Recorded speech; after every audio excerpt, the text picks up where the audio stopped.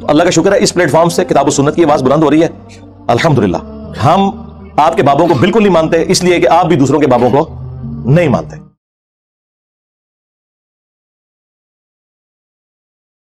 اب وہ critical topic کی طرف روئے سخن جا رہا ہے کہ نبی علیہ السلام غزوہ تبوک پہ اللہ نے آپ کو کامیابی دی ہے. 40 دن تک آپ رومن امپائر کے بارڈر کے اوپر بیٹھے رہے اور کیسرے روم فوج لے کے بھاگ گیا, جنگ کے لیے تیار نہیں ہوا. اب رسول اللہ کا اتنا روب پڑ گیا کہ 30,000 کی فوج جن کے پاس آلات جنگ بھی پورے نہیں ہیں, کئی لوگ ننگے پاؤں ہیں, اور سب سے بڑی سپر پاور 3 براعظموں پہ پھیلی ہوئی, جو اس زمانے کی ایسی بڑی سپر پاور کے جس کے پاس سارا لیٹسٹ اسلحہ ہے, وہ 30,000 ان لوگوں سے بھاگ گئی ہے. تو آپ سمجھ سکتے ہیں کہ اس زمانے میں تو سارا سسٹم ہی یہی تھا. تو جتنے بارڈر پہ لوگ بیٹھے ہوئے تھے نا, قبائل اپنے اپنے چھوٹے چھوٹے علاقوں میں, رومن امپائر کے بارڈر پہ عرب کے علاقوں کے اندر, کچھ نے تو اسلام قبول کر لیا, جنہوں نے نہیں کیا نا انہوں نے کہا کہ حضرت ہم آج کے بعد آپ ہمارے پیر و مرشد, ہم آپ کے ساتھ چلیں گے. اور جو بزدل تھے انہوں نے کہا کہ ٹھیک ہے ہم نہ ان کا ساتھ دیں گے نہ آپ کا دیں گے, لیکن یہ ہم آپ کو گارنٹی دیتے ہیں کہ اگر رومن امپائر دوبارہ عرب پہ حملہ کرنے آئی تو ہم نیوٹرل رہیں گے, ہم ان کا ساتھ نہیں دیں گے. پہلے تو وہ ان کے چمچے بنے ہوئے تھے نا, لیکن جب نبی علیہ السلام کا رعب انہوں نے دیکھا, اور نبی علیہ السلام پھر 40 دن تک رہے ہیں بارڈر پہ, سارے عرب قبائل نے آپ کے ساتھ معاہدے کرنا شروع کر دیے کہ ٹھیک ہے جی ہم یا نیوٹرل رہیں گے یا آپ کا ساتھ دیں گے.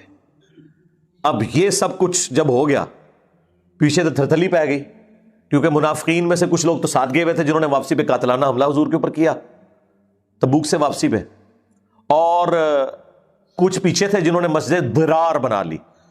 اردو میں ہم زرار پڑھتے ہیں, عربی میں ضرار, ضاد را الف را, اور ضاد کے نیچے زیر ہے. ضرار نقصان دینے والی, اللہ نے اس کا نام مسجد ضرار رکھا ہے. اور مسجد انہوں نے پیرلل میں مسجد نبوی کے بنائی. اب انہوں نے یہ پلان کیا, پہلے تو برائی اس لیے تھی کہ چونکہ نبی علیہ السلام تو اپنے ساتھیوں سمیت نعوذ باللہ شہید ہو جائیں گے, سپر پاور سے کون زندہ بچ کے آئے گا, چاند ایک بچ کے آئے تو ہم اپنا یہ جو اپنا ہیڈ آفس ہے وہ مسجد ضرار میں شفٹ کریں گے, اور نبی علیہ السلام کی سیٹ پہ آ کے ہم بیٹھ جائیں گے اور اپنے معاملات آگے چلیں گے. یہ بھی ان کی خام خیالی تھی. مولا علی کو حضور چھوڑ کے گئے ہوئے تھے مدینے میں, آپ سوچ سکتے ہیں کہ رسول اللہ واپس نہ آتے اور مولا علی کے ہوتے ہوئے اس دین کا کوئی نقصان کر سکتا تھا؟ Not at all. خیر یہ ان کی ایک خام خیالی تھی. جب انہیں پتا چلا کہ یہ تو کام الٹ گیا ہے, جن کے ہاتھوں شہادت کا وہ سوچ رہے تھے وہ تو ان سے بھاگے ہیں, اب ان کو ہاتھ پاؤں پڑ گئے کہ اب حضور واپس آئیں گے تو ہم کیا بہانہ لگائیں گے. کوئی نہ کوئی تو ان کے پاس کوئی ٹاپک ہونا چاہیے نا حضور کو راضی کرنے کے لیے, کیونکہ انہیں پتا تھا کہ اب ہماری شامت آ جانی ہے, کیونکہ ہم نے تو غداری کی ہے. اور اس میں بعض مخلص صحابہ بھی تھے, اور 3 اصحاب, کعب بن مالک کی توبہ کا واقعہ وہ آ جائے گا انشاءاللہ. اسی کی وجہ سے سورہ التوبہ نام ہے, ان کی توبہ اللہ تعالیٰ نے قبول کی تھی 50 دن کے بعد, لیکن وہ بڑی مشکل توبہ قبول ہوئی تھی. کامل ایمان مومنین بھی تھے بعض جو نفس سے مغلوب ہو گئے, اور بعض منافقین بھی تھے. مسجد ضرار کا ذکر بھی آگے آ جائے گا. تو پھر رسول اللہ کو حکم دیا گیا کہ آپ نے نہ تو اس مسجد میں کبھی جانا ہے نہ نماز پڑھنی ہے, الٹا کہا گیا کہ آپ نے اس مسجد کو گرانا ہے. یہ فتنے کی بنیاد پہ مسجد بنائی گئی ہے. مجھے بتائیں آج رسول اللہ اگر دنیا میں ہوں تو اکثر مسجدیں آپ کی گر جائیں. یہ ساری فتنوں کی بنیاد پہ ہے. ایک گاؤں میں ایک تو قبائل کی بنیاد کے اوپر مسجدیں بنتی ہیں, وہ تو پریڈکشن موجود ہے ابو داؤد کے اندر کہ زمانہ آئے گا لوگ مسجدوں کے اوپر فخر کریں گے, یہ مغلوں کی مسجد ہے, یہ راجوں کی مسجد ہے, یہ ان بنیادوں پہ تو بن ہی رہی ہیں. پھر فرقوں کی بنیاد پہ بھی بنتی ہیں کہ بریلویوں نے ایک مسجد بنا لی ہے تو دیوبندی کچھ عرصے بعد کہیں گے ایسی بھی اپنی بنانی ہے, پاوے نمازی ہوتے بھی پورے نہ ہو ایک صاف مسجد وہ بنا لیتے ہیں اپنے. اہل حدیث چلے جاتے ہیں وہ اپنی مسجد بنا لیتے ہیں فرقوں کی بنیاد کے اوپر, فتنے کھڑے کرنے کے لیے اپنی اپنی پارٹیاں لے کے الگ ہوں گے. تو اب وہ بہانے کرنے شروع ہو گئے واپسی پہ. کچھ جاتے ہوئے بہانے وہ کر رہے تھے کہ ہمیں نہ جہاد میں ساتھ لے کے جائے. یہ تو نہیں وہ کہہ رہے تھے کہ ہم نے جہاد نہیں کرنا, بس کہتے تھے بیوی بیمار ہے, کوئی کہتا تھا میرے بچے کا مسئلہ ہو گیا ہے, کوئی کہہ رہا ہے میری صحت ٹھیک نہیں ہے, اس طرح. تو وہ جاتے ہوئے جو بہانے لگا رہے تھے اور جو واپسی پہ لگانے والے تھے, اب نبی علیہ السلام کو اللہ تعالیٰ نے وحی کے ذریعے پہلے ہی بتا دیا کہ یہ سارے فراڈی ہیں, جھوٹے ہیں, یہ اب آپ جب واپس جائیں گے نا پھر یہ بہانے کریں گے. تو ان کا ساروں کا پورا کردار جو ہے نا اب وہ ڈسکس ہونے جا رہا ہے. یہ بڑا انٹرسٹنگ معاملہ ہے, اور یقین کریں ان آیات کو پڑھنے کے بعد آپ کو پتا چلے گا کہ یہ صرف شعر کہنا بڑا آسان ہے, تیرے ہوتے جنم لیا ہوتا, ہو سکتا تو ابو جہل ہی ہوتا, یہ بھی رسول اللہ کے ہوتے ہوئے جنم لیے ہوئے تھے، اور حالت دیکھیں دنیا کی محبت کا غلبہ کہ رسول اللہ کے ساتھ غداری کی ان لوگوں نے، اوپر سے کلمہ پڑھ لیا، لیکن دنیاوی منفعت کی خاطر انہوں نے نبی الاسلام کے ساتھ جو ساتھ دینا چاہیے تھا، نبھانا چاہیے تھا، وہ نہیں نبھایا، اور ہمیشہ کی جہنم کمائی، اور سب سے بڑھ کر قیامت تک لعنتیں پڑ رہی ہیں۔ جب قرآن میں ہم ان کا ذکر کرتے ہیں، ان خبیثوں کا ذکر جو ہے وہ ان الفاظ کے ساتھ کرتے ہیں کہ یہ تھے دین کے غدار، اور حقیقت ہے۔ اور ڈاکٹر سرار صاحب والی مجھے بات یاد آئی، وہ کہتے تھے کہ آج کے دور میں اگر قرآن نازل ہوتا نا تو ہم مسلمانوں کا بھی ذکر اسی طریقے سے ہو رہا ہوتا، کیونکہ ہم میں سے بھی اکثر یہی کچھ ہی ہیں، نام کے مسلمان ہیں۔ وَجَاءَ الْمُعَذِّرُونَ مِنَ الْأَعْرَابِ، اور پینڈو بادیہ نشین لوگوں میں سے لوگ، گاؤں کے رہنے والے لوگ بہانے بناتے ہوئے آئے، لِيُؤْذَنَ لَهُمْ، تاکہ آپ سے ان کو اجازت مل جائے، کسی طریقے سے جانا نہ پڑے تبوک پہ۔ وَقَعَدَ الَّذِينَ كَذَبُوا اللَّهَ وَرَسُولَهُ، اور بیٹھے رہیں وہ جنہوں نے اللہ اور اس کے رسول کے ساتھ جھوٹ بولا کہ ہمارے ساتھ یہ مسئلہ ہے، اصل میں وہ یہاں رکنا چاہتے تھے، وہ اپنی جان بچانا چاہتے تھے، ان کو کیا پتا تھا یہ جنگ ہونی نہیں ہے، ورنہ تو سارے تیار ہو جاتے۔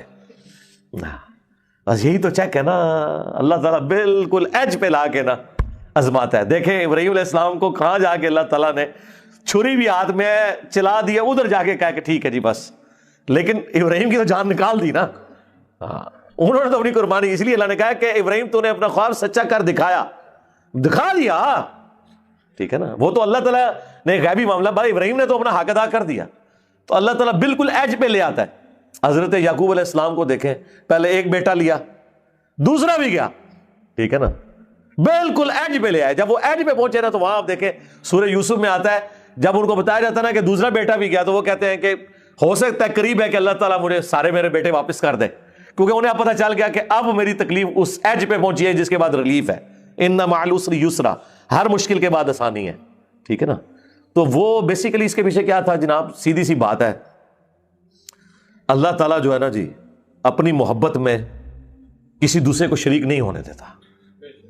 اصل بات یہ تھی، حضرت یعقوب علیہ السلام اپنے بیٹے سے بڑی محبت کرتے تھے، اگرچہ وہ محبت جائز محبت ہے، اولاد ہے، اللہ نے رکھی ہے، لیکن اللہ تعالیٰ کہتا ہے کہ مخلوق کی محبت دل میں ایسی نہ آئے کہ میرے معاملے میں کوئی سامنے کھڑا ہو جائے۔ حالانکہ ایسا نہیں ہوا ہوگا، لیکن ظاہر ہے کہ جن کے مرتبے ہیں سوا، ان کی سوا مشکل ہے نا۔ تو دیکھیں وہ 40 سال کی تکلیف کاٹی، پھر دوسرا بیٹا جس کی شکل میں وہ یوسف کو دیکھتے تھے، کیونکہ وہ دونوں ایک ماں سے تھے، حضرت یوسف علیہ السلام اور بنیامین، یہ حضرت یعقوب علیہ السلام کی ایک بیوی سے تھے، وہ بھی لے لیا۔ اب وہ جب اس پیک کو تکلیف پہنچی نا کہ اب تو کچھ نہیں رہا، پھر اللہ ہی اللہ ہوتا ہے، یہ ذہن میں رکھیں۔ انسان کے پلے جب کوئی شے نہ رہ جائے تو اس وقت جب اندر سے تڑپ نکلتی ہے نا، اس لیے ان کی پھر الفاظ ہیں سورہ یوسف میں کہ قریب ہے کہ اللہ تعالیٰ مجھے وہ بیٹے بھی واپس کر دے۔ انہیں پتہ چل گیا کہ اب یہ معاملہ جو ہے نا تکلیف بالکل اینڈ پہ پہنچ گئی، اس کے بعد آسانی ہے، ٹھیک ہے۔ قرآن میں اللہ تعالیٰ نے یہ بھی فرمایا کہ جب کبھی اہل ایمان کے اوپر تکلیف آتی ہے، حتیٰ کہ وقت کا رسول اور ساتھی پکار اٹھتے ہیں کہ کہاں ہے اللہ کی مدد، متا نصر اللہ، تو اللہ تعالیٰ متا، پھر اس وقت اللہ تعالیٰ کی مدد آ جاتی ہے، ٹھیک ہے۔ یہ تو پھر جناب معاملہ بڑا بہت ہی حیران کن ہے، یہ اللہ کی عادت ہے جی، سیدھی سی بات ہے، جنت اس نے پلیٹ میں رکھ کے تو آپ کو نہیں دینی ہے، ہر بندے کی آزمائش ڈفرنٹ ہے۔ اللہ اکبر۔ تو وہ اس لیے آتے تھے کہ آپ سے اجازت لیں، وَقَعَدَ الَّذِينَ كَذَبُوا اللَّهَ وَرَسُولَهُ، اور بیٹھے رہے وہ لوگ جنہوں نے جھوٹ بولا اللہ اور اس کے رسول کے ساتھ، سَيُصِيبُ الَّذِينَ كَفَرُوا مِنْهُمْ عَذَابٌ أَلِيمٌ، ان قریب ان میں سے جو لوگ کفر کرنے والے ہیں انہیں اللہ تعالیٰ دردناک عذاب دے گا۔ ان قریب سے مراد کے مرنے والے ہیں، گھنٹی لگ جائے گی، پہنچنے والے ہمارے پاس، چمڑی اتار دیں گے، دنیا میں تو ڈھیل دیتے ہیں، یا دنیا میں بھی ذلت اور رسوائی مقدر ہو سکتی ہے، لیکن ساتھ ہی ساتھ اللہ تعالیٰ نے فرمایا لَيْسَ عَلَى الضُّعَفَاءِ، کوئی حرج نہیں ہے ان لوگوں پر جو کمزور تھے، یعنی بہت بوڑھے ہو چکے ہیں یا فائنینشلی کمزور ہیں، ان کے پاس مال و متاع نہیں ہے، اتنا لمبا سفر ظاہر ہے پیدل کرنا تو مشکل ہے، گھوڑا نہیں، اونٹ نہیں، ساز و سامان نہیں، تو ان کے اوپر نہیں ہے، لیکن ظاہر ہے کہ وہ بھی آ کے ویسے حضور سے پھر کہتے تھے کہ آپ ہمارے لیے کوئی ارینج کریں، اوپر سے نہیں، اندر سے۔ اور نشانی یہ کہ واپس جب پلٹتے تھے حضور کہتے تھے میرے پاس کچھ بھی نہیں، تو روتے ہوئے وہاں سے اٹھتے تھے، وہ آگے آ رہا ہے ذکر۔ تو ایسے کمزوروں کے اوپر ولا علی المرضى، اور نہ مریضوں کے اوپر کوئی گرفت ہے، ولا علی الذین لا یجدون ما ينفقون حرج، اور نہ ان لوگوں پہ کوئی گرفت ہے اللہ کی کہ جو کوئی مال نہیں پاتے کہ اللہ کی راہ میں خرچ کر کے جہاد میں شامل ہو سکے، ان پہ کوئی حرج نہیں. اذا نصحوا للہ ورسولہ، لیکن شرط یہ ہے کہ وہ اللہ اس کے رسول کے ساتھ مخلص ہوں. اندر کے اوپر فیصلہ ہوگا کہ اندر سے کیا ہے. باہر تو بڑے بڑے لوگ نظر آتے ہیں جناب. وہ ڈاکٹر سراج صاحب فرمایا کرتے تھے کہ قیامت والے دن دنیا میں کئی مذہبی جماعتوں کے امیر جن کے ساتھ لوگوں نے اپنی جنت جوڑی ہوئی تھی ان کی مٹی پلید ہو رہی ہوگی. دنیا میں تو لوگ سمجھتے تھے کہ یار اگر کوئی دنیا میں چلتا پھرتا جنتی ہے تو یہ ہے. پتا چلے گا وہ تو اس نے دنیا کمانے کا ذریعہ اس دین کو بنایا ہوا تھا، دین بیچ کے اپنی دنیا کما رہا تھا وہ. تو اینڈ رزلٹ تو یہی نکلنا ہے پھر. ما علی المحسنین من سبیل، اور نہ ہی نیکوکاروں کے اوپر کوئی الزام ہے، کوئی راستہ اللہ تعالیٰ ان پہ نہیں ڈھونڈے گا کہ ان کے اوپر کوئی گرفت کرے. ظاہر ہے مجبور تھے اس وجہ سے. واللہ غفور الرحیم، اور اللہ تعالیٰ بخشنے والا مہربان ہے. اب وہ شورى فاق آیت آ رہی ہے 92 نمبر سورہ التوبہ کی، جو میں اپنے 20 لیکچرز میں بیان کر چکا ہوں. کیا سوز و گداز ہے اس آیت کے اندر. اللہ اکبر. ولا علی الذین اذا ما اتوک، اور نہ ان لوگوں کے اوپر کوئی اللہ تعالیٰ الزام دھرتا ہے کہ جو آپ کے پاس اس حال میں آتے ہیں لتحملہم، کہ آپ انہیں کوئی سواری ایسی دے دیں کہ جو غزوہ تبوک میں آپ کے ساتھ شامل ہو سکے. قلت لا اجد ما احملکم علیہ، تو اے نبی آپ ان سے کہتے ہیں دیکھو میرے پاس تو کوئی ایسی سواری نہیں ہے، میرے پاس اتنا مال نہیں کہ میں تمہیں فائنینشلی سپورٹ کر سکوں کہ تم میرے ساتھ جہاد میں جاؤ. آپ ذرا ان لوگوں کی غربت کا حال دیکھیں یار. غریبوں کے بچے نہیں ہوتے ہیں، غریبوں کی بیویاں نہیں ہوتی ہیں، غریبوں کے ماں باپ نہیں ہوتے ہیں، لیکن ایمان کا لیول دیکھے کہ سواری بھی نہیں ہے سوار ہونے کے لیے.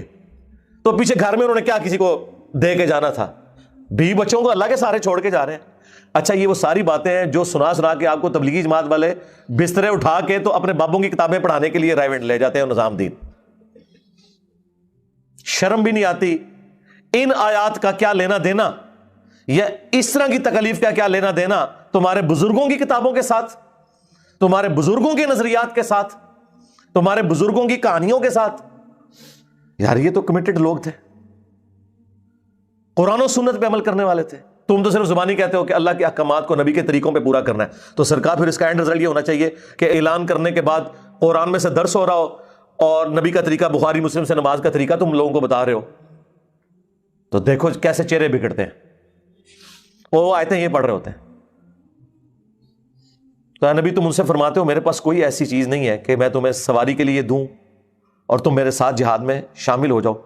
تولوا واعینہم تفیض من الدمع، تو وہ اس حال میں آپ سے واپس پلٹ رہے ہوتے ہیں کہ ان کی آنکھیں آنسوں سے تر ہوتی ہیں. یعنی یہ ہے کیفیت بندے کی اسی وقت ہوتی ہے جب اندر سے وہ تیار ہوتا ہے. ورنہ تو کہ ٹھیک ہے میں کام پا چڑھا، حاضری لو آ چڑھی. یہاں بھی لوگ کہتے ہیں نا بغیر وضو کے جنازہ پڑھتے کہتے ہیں حاضری لگ گئی، میت پہ چلے جاتے حاضری لگ گئی. اور ماں باپ بچپن سے ٹریننگ یہ کر رہے تھے پتر مل کے آئیں، خالی جنازہ نہ پڑھ کے آ جائیں، مل کے بھی آئی ہوتے تاکہ انہوں پتہ لگے. پھر لوگوں نے بے وضو جنازے پڑھنے ہیں نا. یہ آپ کے جتنے پولیٹیشینز ہیں اکثریت صحافی حضرات بغیر وضو کے پڑھتے ہیں، کیونکہ وہ جنازہ پڑھنے تو گئے نہیں ہوتے، دنیا داری نبھانے گئے ہوتے ہیں. اور اکثر جن کا پڑھ رہے ہوتے ہیں نا وہ اس قابل ہیں کہ ان کا بغیر وضو کا ہی پڑھا جائے. انہوں نے پوری زندگی اللہ کو کوئی سیریس نہیں لیا ہوتا، تو اللہ تعالیٰ ان کو ان دعاؤں سے بھی محروم کر دیتا ہے. بھئی انہوں نے کیا کنٹریبیوٹ کیا ہوتا ہے، یہی کچھ ہی ہوتا ہے نا. اور پھر آپ جب دفنانے کے لیے جائیں تو ہر بندے کا موبائل بول رہا ہوتا ہے. کسی کو کوئی واٹس ایپ کوئی میسج آیا ہوتا ہے وہ سائڈ تو لگا ہوتا ہے. اندازہ کریں حالانکہ ایک دن پہلے وہی لوگ ان کے ساتھ 3 4 موبائل لے کے پینٹوں میں گھسائے ہوئے اور کوٹ کے اندر گھسائے ہوئے، ان کو پتا ہے کہ ہمارے ساتھ تھے 2 دن پہلے یہ کر رہے تھے اور 2 دن بعد میں بھی اس قبر میں اتر سکتا ہوں. نہ بولے شاہ ایسا مرنا نہ ہی غور پہ کوئی اور. ہاں تو عبرت تو حاصل کرنی چاہیے. اور پھر جنازوں کے اندر ایک دن میرے والد صاحب ایک جنازے میں گئے اور دیکھیں 2 مہنگے موبائل، میرا خیال ہے وہ پاکستانی $1,00,000 سے اوپر کے تھے، دونوں موبائل جناب انہوں نے اس میں ڈالے ہوئے اپنے کوٹ کے اندر، ٹھیک ہے، گھر واپس آئے تو دونوں ہی نکال لیے کسی نے جنازے میں سے۔ یہ نہیں ہے کہ وہ کسی کوئی پارٹی میں گئے ہوئے ہیں، کہیں گئے ہوئے ہیں۔ آپ اندازہ کریں جب جنازہ پڑھنے والے لوگ اپنے سامنے میت دیکھ رہے ہیں، لیکن نہیں، وہ آپ کو پتا ہے جب وہ میت کا منہ دکھایا جاتا ہے تو بندے پہ بندہ چڑھا ہوتا ہے، اس وقت اگر آپ کے کوٹ میں کوئی چیز رکھی ہوئی ہے تو کوئی نکال کے بھی لے جائے، کیا پتا چلتا ہے؟ یہ حالت ہوتی ہے لوگوں کی۔ تو کوئی فرق نہیں پڑتا جب تک کہ اندر انسان کا ٹھیک نہ ہو۔ جن کا اندر ٹھیک ہے تو وہ اللہ تعالیٰ مارا کہ وہ اس حال میں پلٹتے ہیں کہ ان کی آنکھیں آنسوؤں سے تر ہوتی ہیں، حزنن اللہ یجدوا ما ينفقون، اس غم کے سبب کہ وہ کوئی ایسی چیز نہیں پاتے کہ اللہ کی راہ میں خرچ کر سکے۔ یہ سورہ التوبہ کی آیت نمبر 92 اس بات پہ گواہ ہے کہ رسول اللہ کی زندگی میں کبھی ایسا نہیں ہوا کہ آپ اوپر دیکھیں تو سونا، نیچے دیکھیں تو سونا، دائیں دیکھیں تو سونا، بائیں دیکھیں تو سونا۔ ہاں، ورنہ مجھے بتائیں ان سے زیادہ کون حقدار تھا؟ حضور کو یہ معجزہ ہی دے دیا جاتا، بعد میں کہتے او جی وہ حضرت صاحب نے مصلی چکے تھلے سونا ہی سونا، اور وہ ذرا مریدہ کو تھے آ کے سونے دی شکل ہی ہو سکتا ہے سٹور کیتا ہوئے تھلے نہیں جی، کانا سونے دیا۔ اور سرکار پاکستان کے پاس اور دنیا کے درجنوں ممالک کے پاس یہ ٹیکنالوجی نہیں ہے کہ سونے کو کانوں کی شکل میں نکال کے علیحدہ کر سکے، چند ایک کمپنی ہے، ورنہ ہم نے نکال نہ لیا ہوتا بلوچستان کا سونا۔ لوگ سمجھتے ہیں کہ وہ جس طرح سنیارے کی دکان پہ کان ہوتی ہے اس طرح وہ نہ زمین کھوتے نے سونا پڑا ہوتا ہے، اس سے ان کی جہالت کا اندازہ لگا لیں جی، مسلح چوکے کانا سونے دیا، اس طرح کی کان دے اس پلانٹ ارتھ کوئی نہیں ہوتی ہے۔ کولو ایک سٹوری بنائی ہوئی ہے پھر پرانے بزرگوں کا، وہ جی ایک بزرگ تھے ان کے پاس کوئی ایسا فارمولا تھا کہ وہ سونا بنا لیتے تھے۔ سرکار سونا ایسی دات ہے جو کسی دات سے بن نہیں سکتی، یہ تو ایک اسٹیبلش رول ہو چکا ہے۔ سائنس نے دیکھے کتنی مٹی پلیت کی ہے، آپ ان حکیموں کے اوپر لانتے بھیجیں جو پتہ نہیں کیا کیا کام کرتے تھے سونا بنانے کے لیے، سونا بن ہی نہیں سکتا۔ وہ سمجھتے ہیں اس طریقے سے کہ دو چار چیزیں جوڑنے سے جنا حلیم بن جاتی ہے نا، تو کوئی سونا بھی بن جاتا ہوگا، کوئی دو چار درخت کی جڑی بوٹیاں ڈالیں اور سونا بن جائے گا۔ ان کی جہالت کا لیول آپ دیکھیں، کانا جی سونے دیے تلے، تو سرکار پھر چندے کیوں لیتے ہو؟ بند کرو۔ تو یہ جب اپنے بزرگوں کے بارے میں کلیم کرتے ہیں نا کہ جی وہ ان کو استنجے کے ڈھیلے نہیں مل رہے تھے، تو وہ جس چیز کو وہ ہاتھ لگاتا تھا وہ بندہ، اور وہ واقعہ شروع کر رہے ہیں جی اس بندے کو نا فارمولا وہ ڈھونڈنے آیا تھا جس کے ذریعے سونا بنایا جا سکتا ہے، سنیاسی بابا، وہ بھی جھوٹا، بزرگ بھی جھوٹا، بیان کرنے والا بھی جھوٹا، ٹھیک ہے نا۔ یہ ان لوگوں کی حالت ہے۔ انما السبیل علی الذین یستأذنونک، گرفت تو صرف ان لوگوں کے اوپر ہے جو آپ سے اجازت لیتے ہیں، وہم اغنیاء، جبکہ اللہ تعالیٰ نے انہیں مال و دولت دیا ہوا ہے۔ اب تو ان کے پاس تو بہانہ ہی کوئی نہیں ہے، مال بھی، صحت بھی، پیچھے بھی بچوں کو خرچہ بھی دے کے جا سکتے ہیں صرف جان بچانے کی خاطر۔ میں نے آپ کو غزوہ تبوک کے حوالے سے سورہ توبہ کے سٹارٹ میں بتایا تھا کہ یہ پہلا غزوہ تھا جس پہ نفیر عام ہوئی تھی کہ جو استطاعت کے باوجود شریک نہ ہو سکا وہ منافق تصور ہوگا۔ ہاں، اس سے پہلے جتنے جہاد اور قتال ہوئے ہیں نا وہ آپشنل تھے، غزوہ بدر، احد، خندق، اس میں نفیر عام کی جاتی تھی کہ جس نے جانا ہے وہ چلے، جس نے نہیں جانا نہ جائے۔ لیکن تبوک چونکہ ایک بڑی جنگ تھی، مین پاور چاہیے تھی، یہاں پہ یہ تھا کہ صرف منافق ہی پیچھے رہے گا، اور یہ بیسیکلی چونکہ حضور دنیا سے جانے والے تھے، اللہ تعالیٰ نے نا کامل الایمان مومنین کو دکھانا تھا کہ جس کی زندگی میں فرق نہ پڑے رسول اللہ کے ساتھ رہ کے بھی نہیں پڑتا۔ تو دیکھ لو تمہارے اندر ہی وہ گھسے ہوئے ہیں، حاجی نمازی لمبی داڑھیوں والے، جو جمعے والے دن بھی سب سے پہلی صف میں بیٹھے ہوتے ہیں، لیکن جب جہاد کی باری آئی ہے تو نکل گئے، مشکل وقت آیا تو